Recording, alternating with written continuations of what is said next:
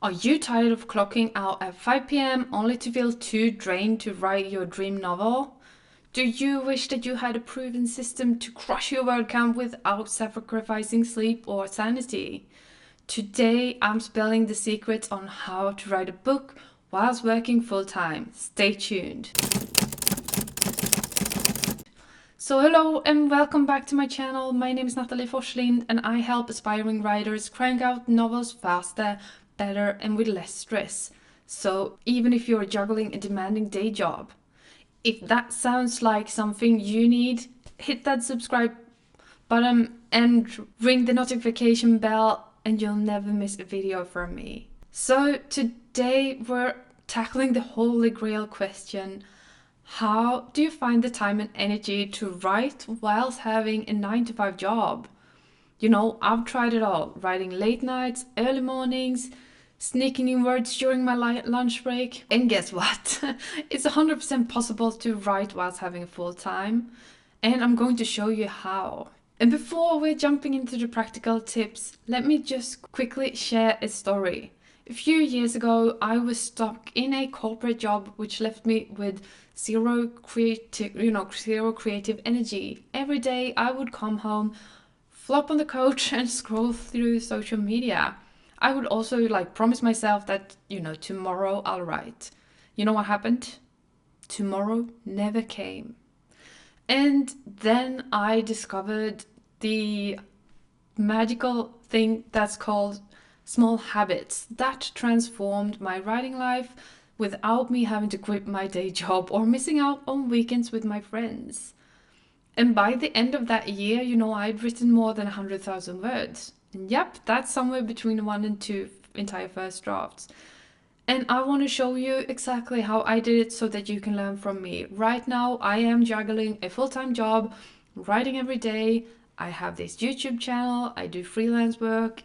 So yeah, you name it. Earlier last year, I was writing full-time and that made, writing and having YouTube and everything a lot more manageable.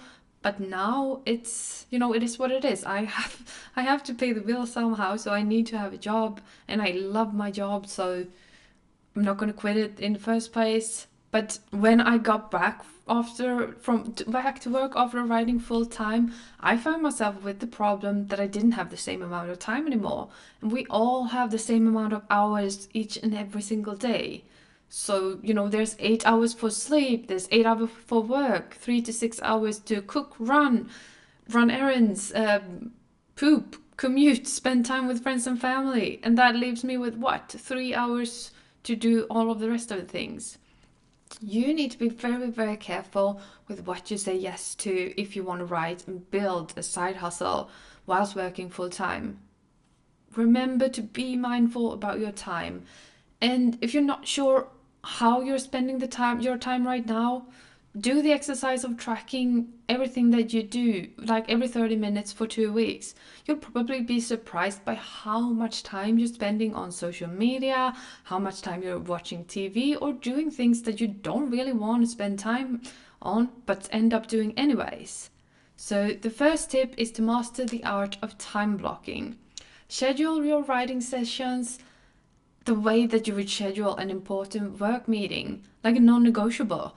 For example, if you're a morning person, set your alarm 30 minutes earlier and use that time for writing right before you check your emails, before you do social media or stuff like that.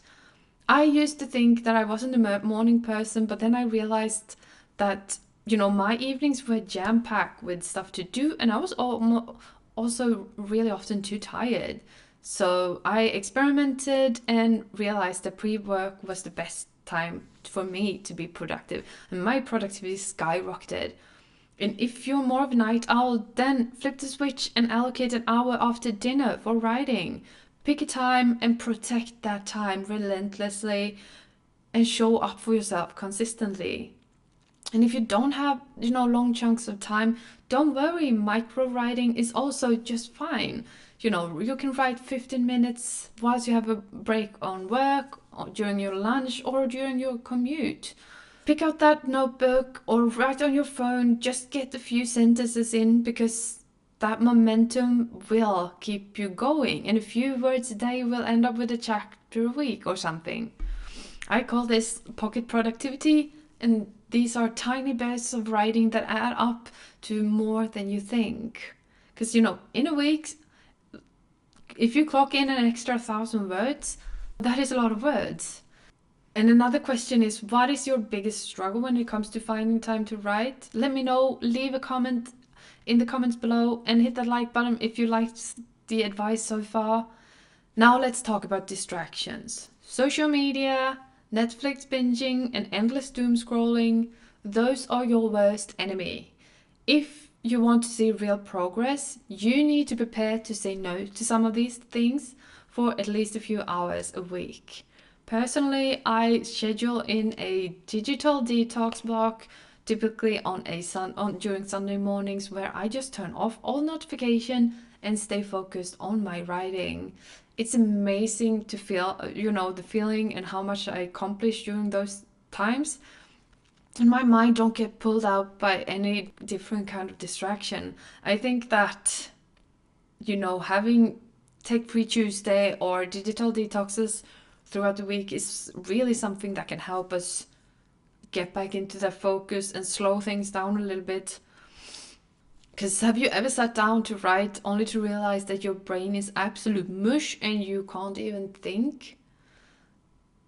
We need to manage our energy. That is very crucial. And, make sure that you're well fed, hydrated, and that you're not running on fumes. Take a 10-minute walk or stretch or do something to reboot if you feel drained, because to be creative, you need to have some energy. I batch cook healthy meals and do meal prepping just to make sure that that doesn't eat away from my writing time and creative time. Writing time is precious for me, and at least for me, when my body feels good, I'm well rested, I'm well fed, I've exercised, my mind is so much sharper, which will show in my writing sessions because I'll be a lot more productive. And it's very easy to skip writing when no one is watching. So another advice is to find an accountability buddy or join the writing community to stay on track. So share your word count, celebrate small milestones, and encourage each other on how to get through the rough patches. Set small goals and reward yourself when you reach them. Did you write 1,000 words this week? Treat yourself to a fancy latte or to half an hour watching your favorite TV show, guilt-free. This might sound silly, but these small rewards can actually keep you motivated when things get tough. And another thing that you can try to do if you have a family, talk to your partner, talk to your kids, talk to people around you and say that I want to prioritize writing, or I want to do this for myself because it makes me feel good and it makes me happy. It is okay for you to have a hobby or to have something for you do only for yourself. Because if you're a happier person, if you're a more energetic and more fulfilled person, that will actually give you a lot more energy to do your everyday tasks like working, running errands. I don't know what your life looks like, but if you get the time, I don't know, maybe it's half an hour every Wednesday and Monday and Wednesday evenings, you get time to write, and then maybe your partner you will take care of the kids whilst your partner has their tennis classes or whatever their hobby is. I think that this is something that we tend to oversee sometimes, the fact that to be happy we need to also do what makes us happy and to do things for ourselves. That's okay. And if you're having a full-time job, you're trying to do it all, you also need to remember that you can't have I wanted, at the beginning of this episode, I told you, I write books, I have my YouTube channel, I have freelance work, class, I have on writing classes online, I have all kinds of things, but I only have one North Star or one main goal, one main quest that I focus on. So whatever happens, so for me, that is my writing. I want to write every day. That is a non-negotiable. It's okay if I miss posting on YouTube one week. It's okay if I don't make the deadlines I have with my online courses or with like writing articles and stuff like that. That's fine. Those are definitely not as high a priority, but my main goal is still my writing. And you can't have like three main goals. Just try to have one. You can have, at work you might have something you focus on, and then in your private life you might have something you focus on for you. Of course, you focus on your family and all those stuff too, but it's okay to have a personal one as well. Balancing a full-time job while writing is challenging.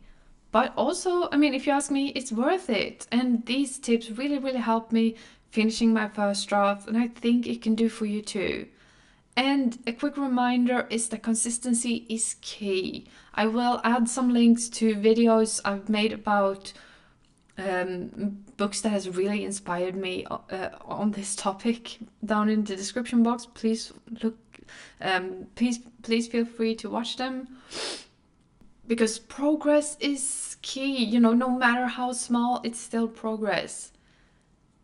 And a question for you is, what is the biggest obstacle when it comes to balancing your work, your life, when it comes to work and writing? Drop a comment. I respond to each and every single one. And if you enjoy this video, please hit the thumbs up button. It really, really helps the algorithm push this video out to more people. And if you dream of writing and not just having writing as a side hustle, please subscribe to this channel, because this is what I'm trying to do, and that is why I talk about it so much. I'm here to help you write better, faster, and to help you market yourself without getting burnout. And until next time, happy writing. Let me know how you manage not getting burnout. And if you've missed it, watch the video on the lessons that I learned from Ali Abdaal's book, Feel Good Productivity.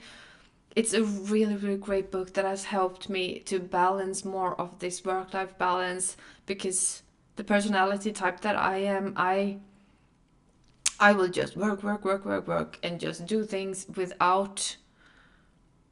usually without taking some time, taking time to rest, which of course is how you get burned out. So I really need to be mindful about recharging, making sure I have fun on the journey and not just focusing on progression. I also need to, recharge and do that stuff like that. So that's it for today. Thank you so much for watching. I will talk to you soon. Bye.